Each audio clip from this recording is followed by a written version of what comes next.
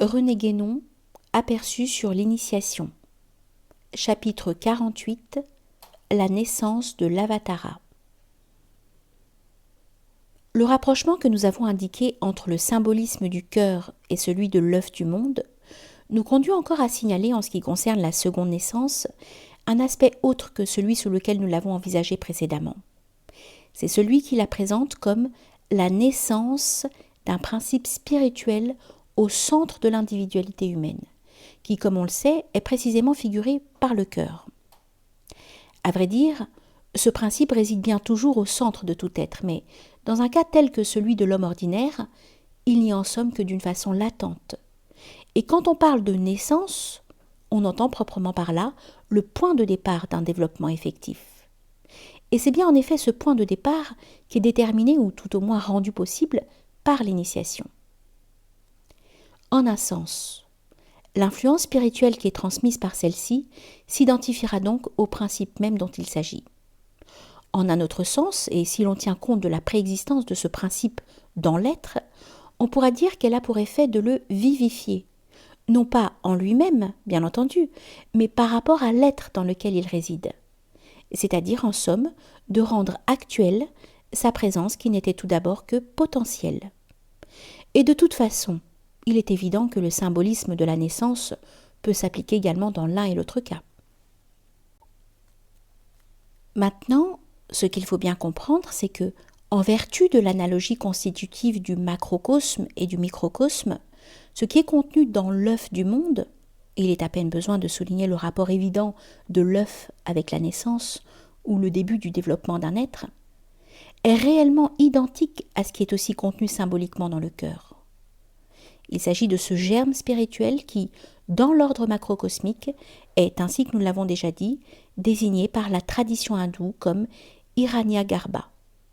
Et ce germe, par rapport au monde au centre duquel il se situe, est proprement l'Avatara primordial. Petite note. Un autre symbole qui a cet égard avec le cœur une relation similaire à celle de l'œuf est le fruit, au centre duquel se trouve également le germe, qui représente ce dont il s'agit ici. Kabbalistiquement, ce germe est figuré par la lettre Yod, qui est dans l'alphabet hébraïque le principe de toutes les autres lettres.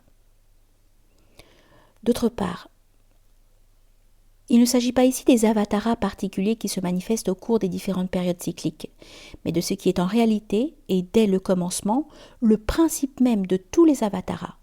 De même que, au point de vue de la tradition islamique, Ar-Ruh al-Muhammadiyya est le principe de toutes les manifestations prophétiques, et que ce principe est à l'origine même de la création.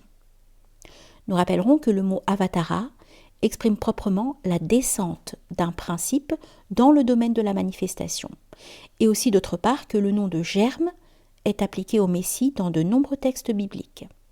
Fin de la note. Or, le lieu de la naissance de l'Avatara, aussi bien que de ce qui correspond au point de vue microcosmique, est précisément représenté par le cœur, identifié aussi à cet égard à la caverne, dont le symbolisme initiatique se prêterait à des développements que nous ne pouvons songer à entreprendre ici. C'est ce qu'indiquent très nettement des textes tels que celui-ci. Nous citons « Sache que cet Agni, qui est le fondement du monde éternel, principiel, et par lequel celui-ci peut être atteint, est caché dans la caverne du cœur. » Citation de Katha Upanishad. On pourrait peut-être objecter que, ici comme d'ailleurs en beaucoup d'autres cas, l'Avatara est expressément désigné comme Agni, tandis qu'il est dit d'autre part que c'est Brahma qui s'enveloppe dans l'œuf du monde, appelé pour cette raison Brahmanda, pour y naître comme Hiranyagarbha. Mais outre que les différents noms ne désignent en réalité que divers aspects ou attributs divins, qui sont toujours forcément en connexion les uns avec les autres, et non point des entités séparées, il y a lieu de se souvenir plus spécialement que Hiranyagarbha est caractérisé comme un principe de nature lumineuse, donc igné, ce qui l'identifie bien véritablement à Agni lui-même. Pour passer de là à l'application microcosmique, il suffit de rappeler l'analogie qui existe entre le pinda, embryon subtil de l'être individuel, est le Brahmanda, ou l'œuf du monde. Et ce Pinda, en tant que germe permanent et indestructible de l'être, s'identifie par ailleurs au noyau d'immortalité, qui est appelé Luz dans la tradition hébraïque. Il est vrai que, en général, le Luz n'est pas indiqué comme situé dans le cœur, ou que du moins ce n'est là qu'une des différentes localisations dont il est susceptible dans sa correspondance avec l'organisme corporel, et que ce n'est pas celle qui se rapporte au cas le plus habituel. Mais elle ne s'en trouve pas moins exactement parmi les autres, là où le Luz est en relation immédiate avec la seconde naissance. En effet, ces localisations, qui sont aussi en rapport avec la doctrine hindoue des chakras ou centres subtils de l'être humain, se réfèrent à autant de conditions de celui-ci ou de phases de son développement spirituel qui sont les phases mêmes de l'initiation effective. À la base de la colonne vertébrale, c'est l'état de sommeil, où se trouve le Luz chez l'homme ordinaire. Dans le cœur, c'est la phase initiale de sa germination, qui est proprement la seconde naissance. À l'œil frontal, c'est la perfection de l'être humain, c'est-à-dire la réintégration dans l'état primordial. Enfin, à la couronne de la tête, c'est le passage aux états supra-individuels, qui doit mener finalement jusqu'à l'identité suprême.